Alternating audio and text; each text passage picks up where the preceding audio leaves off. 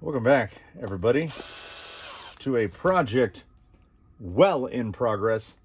I just did about 15 minutes of video tearing the hunks down off of our buddy here, Jolly Green, pulling all the foams out. I had Crazy Color mediums in the front, and I think these are Duratrax mediums in the rear four. I just did a whole thing where I pulled those all apart, showed the whole process, insertion of the white outer and the blue inner on the Amazon Tim Tin dual stage foams, aka Proline clones, but thankfully for not Proline money, went to review it, and I had not plugged in the mic cable. So it was completely silent. So I wasted like 15 minutes with the fan off. I'm sweating like a mule because it's about 85 degrees inside here, and there's no air moving. The ceiling fan is way over there, so it's kind of cool over there, but not so much here. So anywho, Jolly Green had been rocking the mismatched foam set. You can kind of see them over there for a while here now.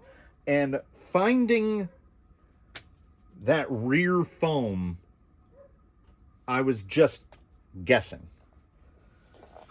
So when I saw, just browsing incidentally on Amazon, like, you know how they do the thing at the bottom that is customers who viewed this also viewed this, and they knew that I had bought the set of 4 that I did in the Comparo against hair buns. Those hair bun and dual stage canyon trails are all up here just out of frame on the rack. I just moments ago unmounted the dual stage canyon trails because I did a senseless and only vanity driven rim swap between Blue Sky High and Lil Yella, because for some reason I decided I wanted the black wheels on Lil Yella. Then I noticed as I was doing it that the black wheels that were on Blue Sky High were the exact version of these, the deeps, whereas the chromes on Lil Yella are these, which are the standard depth. You can see there's a bit of a depth difference there. So I grabbed a set of hubs, homeless hubs, as these are the hubs that come on the SSD clones. They have very little offset to them. Now when they are mounted to these, this is the back of the wheel, they sit like that. So essentially the back of it is flush with the back of the tire. But on the regular Steelies, that is not the case. The back of it is well dished in. So if I had just grabbed the chromes and moved them from Lil Yella to Blue Sky High, he would have lost over an inch in width. He would have gone from 10 inches to probably about 9, maybe 8 7/8. He would have gotten a bit narrower. So what I did was grab some homeless SLW hubs, and yeah, we can see in there. Those are just conventionals like would come on any alloy wheel, and I turned the faces down with a lathe so that they would fit flat, and they fit quite nicely. And then I measured him afterwards, and he's the exact same width that he was before. So we made deep dish Steelies out of conventional ones, which is a note that I will retain for myself, as I have a couple other sets of those standard width depth Steelies. So I don't know if I mentioned this time around or the past time around, now that I've recorded this twice. Oh yeah, I've already done 12 tires. I've done 12 bead locks prior to unmounting Jolly Green set. So I figured let's just go for the full 18. Once you start working, you can't stop. I definitely should have thought about turning on the old recording box as, as they say, it's all content. Because then I might have been able to get this outside onto some rock before the temperature went through the roof. And as I mentioned that it's 85 degrees in here, I think one could safely assume that it is hotter outside. And it is. We'll be over 100 today. That's how summer works. Hey, I'm closing in on halfway. So what I will do, provided that this has audio, and please, camera lords, please have audio. I can't do this again. If I have to do this again, no one is going to see it except for me. Because as much as I love disassembling and reassembling a beadlock, there are times, there are select moments I miss glue-ons and pre-mounts. Still boshing away. I think I'm on 6. Should be good. All right, we are halfway. That is 1/2 of a 6x. I can put wheels on one side. So what I'm going to do is turn this off and turn as many fans on as I can and get these put together and then put them on some hot rocks. So you can join me out on those hot rocks, and we probably won't hear any wind chimes today. It is going to be hot and probably still. So we have that to look forward to. And I will let you know, based on my mental memory, how this compares to how it was on this. And we'll see. And I kind of wanted to go this way because using the same foams all the way around, I can rotate them.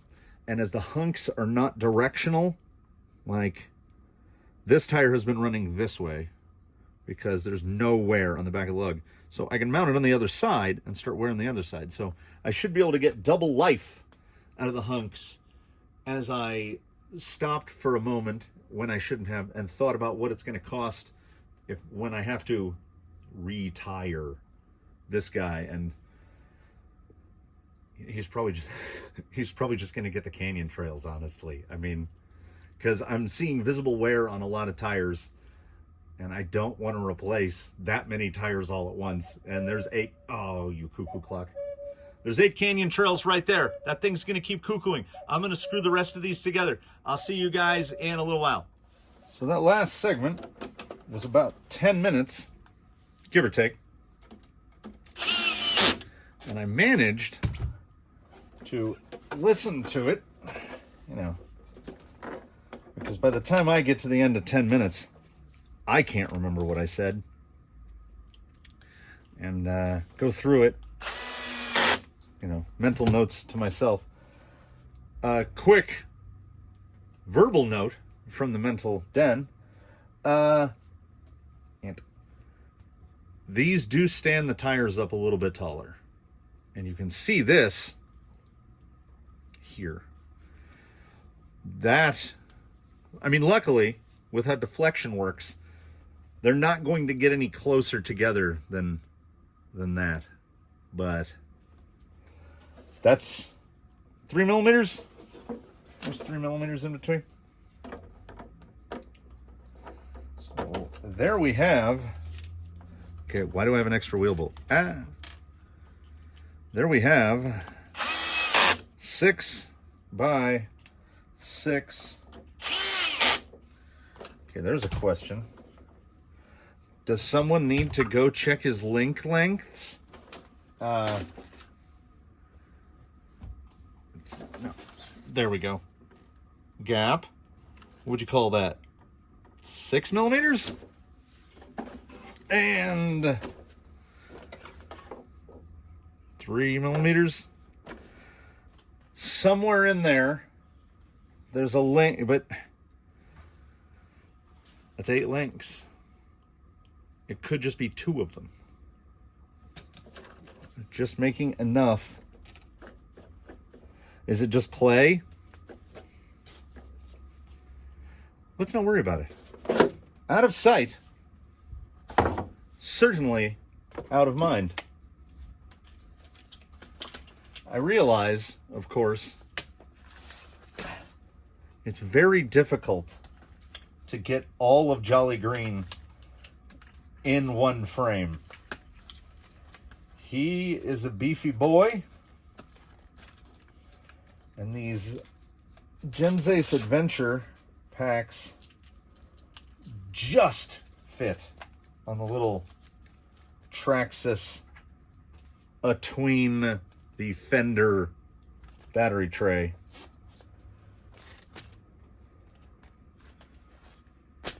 I've been dealing with Misdirection and Daphne and Lil Yella recently because that's what I've been moving stuff around on. They are all very light. This guy is not insanely heavy for what it is, but when you got to go like that, it legitimately feels like picking up a bowling ball. And my controller's not dead. And that goes there so it doesn't fall into the drive shafts. Woo! That is some kind of a noise. I don't know if any mic picks it up, but the Hobbywing Axe makes a really weird noise.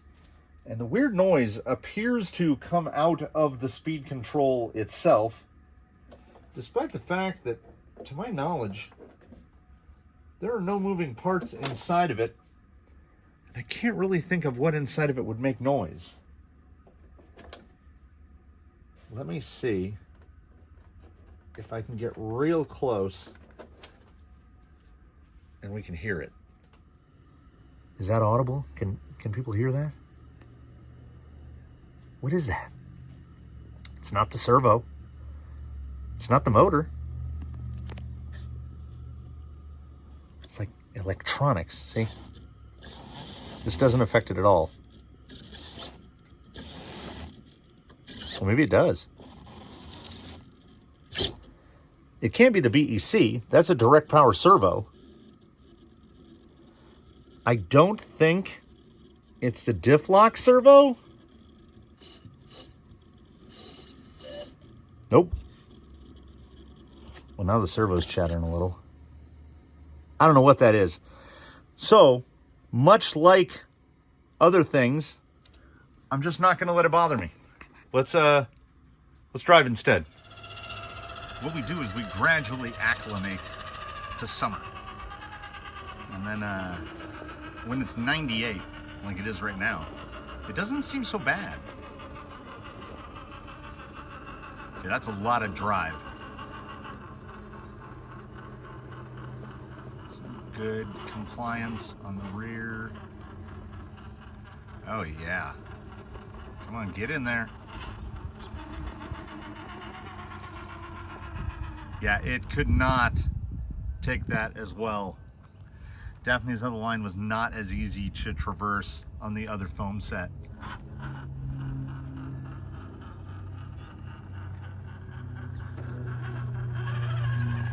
how about we beat the high center here?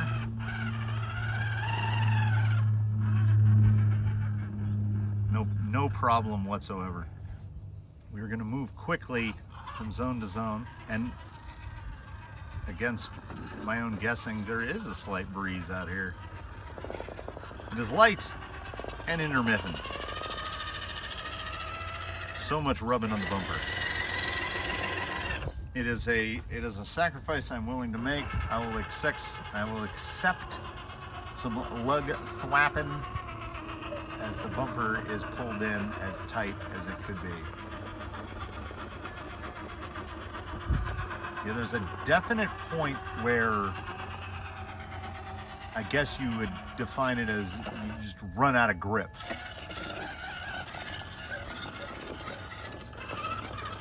Let's try to get farther. The more right, the more you're doing. Let's get up for one thing, and then let's go real right if possible. Okay, pushing wide left was not a good entry, really. Let's just rewind from there. Okay, here we go. Trying to transition out. It's not a good spot. I'm using too much. There we go.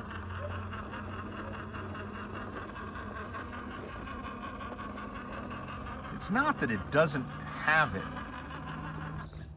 It's just that it's following the terrain contour more than pushing the line that I want to take, whether that line is wise or not. Here we go. Now we're much more right.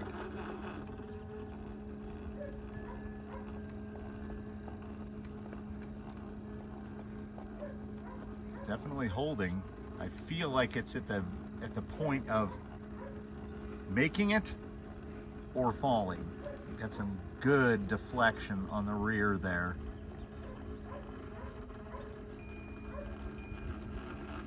Okay, we are vertical. I'm now using the wood to stop me from falling over backwards. Can I get out of this? I couldn't get any more vertical. Whoop! Oh, I've super bagged the rears. Look at those. Oh, that is some beadlock slippage. Even with the exceptionally bagged out rears, this shouldn't be too much of a problem. Because forward drive is something that Jolly Green has. Now, they relaxed a little bit on that push. Let's push across here.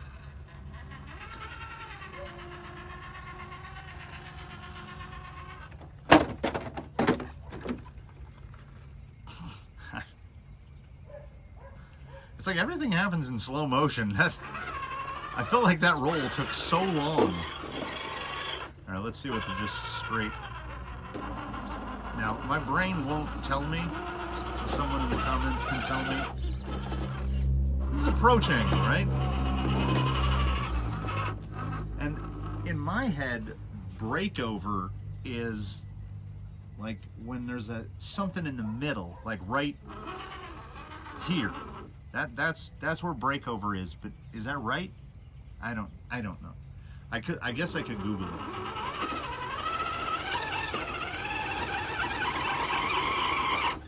This is a tough transition. Yeah, the rocks point this way. Yeah, I was getting hung up on that the little one he just cleared.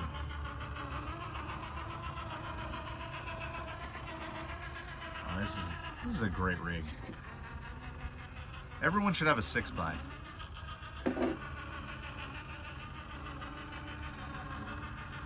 I realized Jolly Green has not been on the side hill.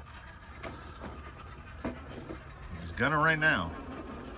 So here we go.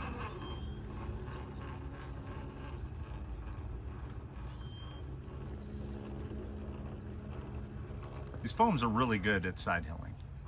How's he gonna go right here? Oh, too much.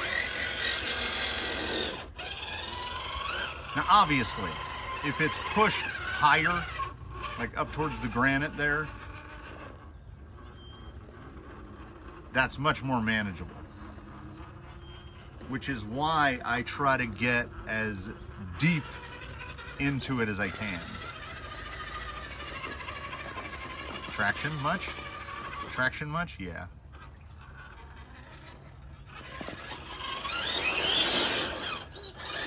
He's very settled.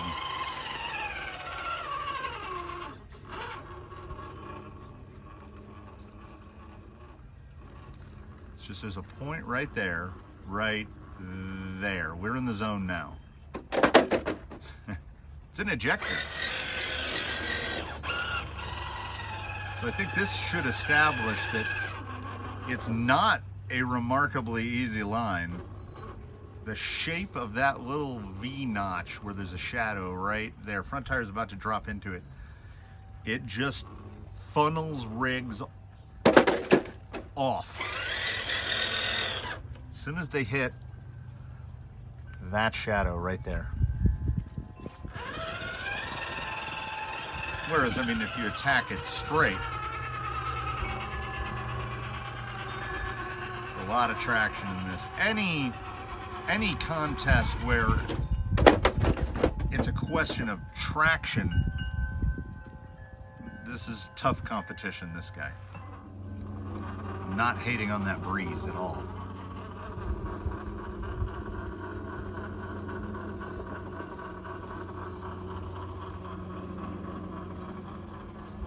It's just crazy to me that before Jolly Green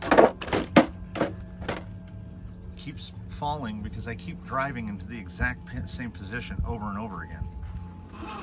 Shortly before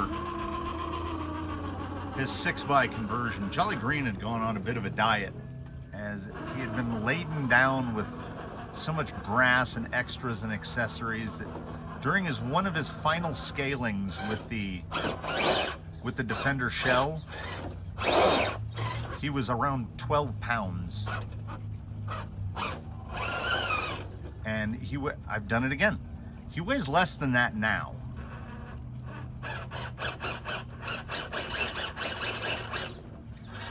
There's no good way out of this. How do I keep doing this?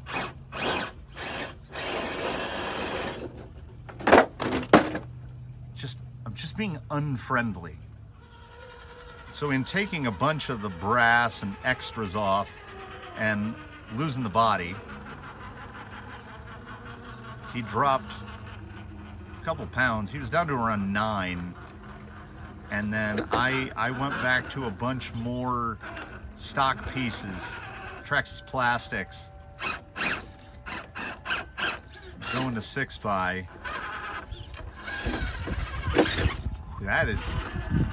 This is actually a spot here, the monuments is what I've been calling this, is less dangerous if you have less wheels. He's got a lot of underbits to get hung up on those and kind of has to resort to a more central line through it. So I'm really not seeing a drawback.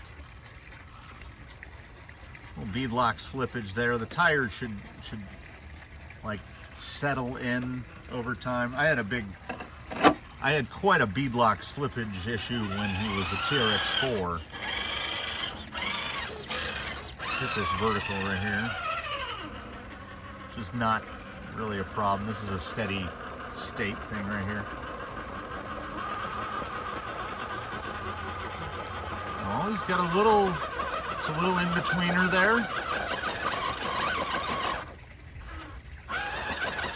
Yeah, we might have found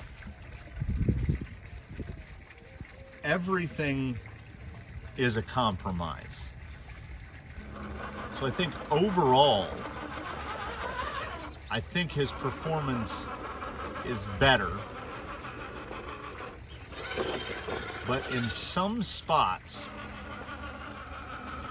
the thickness of the soft foam on the outside, see right here, if that intermediate rear tire on the mid-axle was softer and had more deflection, he'd be able to pull this little ledge better. But the side hill definitely suffered on those foams.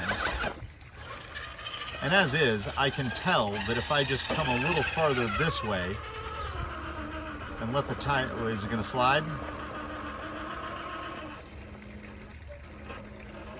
And over.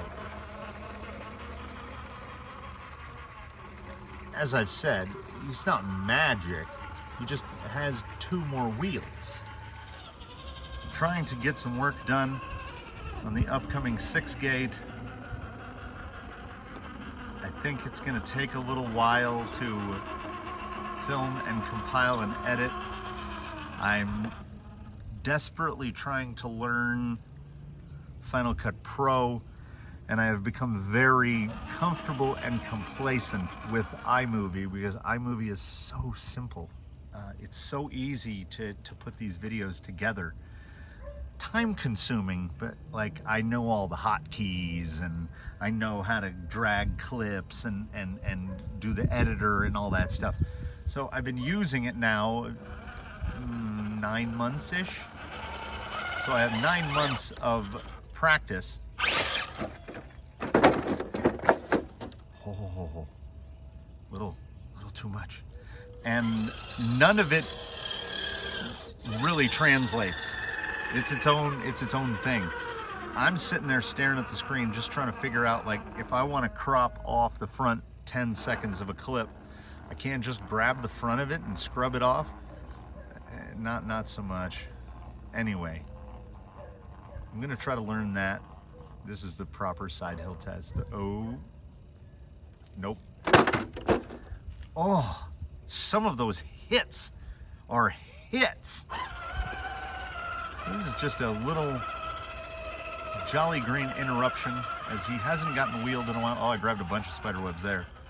He hasn't gotten wheeled in a while. I wanted to put the new foams in there. I wanted to give it a little shakedown on those new foams. If I can hold the tire on that, nope, back out of it, back out of it, back out of it. Safe. I've been working on the Rift. I promise I have. But there's painting involved. I got some painting on some other rigs done. I built up that Subaru. If anyone is interested in, I know it's not a crawler, but if anybody's interested in a little quick look at what I've built with that Subaru, I'd be willing to do that. I have some complaints about the Arma platform upon which it is based. And I finished up the body finally, and a body that had sat unpainted for about 5 years. A J Concepts 79 F250 that I built for a mid-motor slash that I built up. And that body's been sitting cut, drilled, unpainted, I figure at least 5 years. So that finally got painted. I finally got to use some of that red Duplicolor fabric paint. Still have a couple more bodies to paint. I still have the Rift to put together. I've written it all down on the whiteboard so that I don't forget. Me and Jolly Green, the display, the screen here has already gone dim, and I know the screen goes dim when the camera's getting hot. So I'm getting hot. Jolly Green's probably getting hot. Oh, that's a good pose. He's got a nice little, that's a good look. So we're gonna call it on this one for today. This is just a little, this is an It's All Content inclusion. Dual stage foams in the 6x6. I won't go so far as to say perfect, but what I will say is very good. Very, very good. And $25 for the full set. So what you're looking at right there, minus the rims, is $100. $25 a set for the tires, $25 for all the foams, $100 to outfit a 6x. I gotta figure I'm okay with that. I gotta be pretty good with that. Man, my feet are getting hot. Yeah, so thanks for watching, everybody. Stay tuned for the next one, whatever that may be. Like I say, the 6-gate may take a little bit because I've committed myself to editing that one in Final Cut Pro, and I don't know what I'm doing. I need a project to work on over some time, and I haven't even begun to shoot it yet. So the Daphne versus Ms. Direction 6-gate is a thing that will happen. It hasn't happened yet. So thank you again for watching. Leave a comment below, leave a like if you like to, subscribe if you haven't. I never include hit the notifications thing. Do people do that? Hit that bell, as I've heard other people on YouTube say. And have a good one, everybody. I look forward to seeing you in the next one.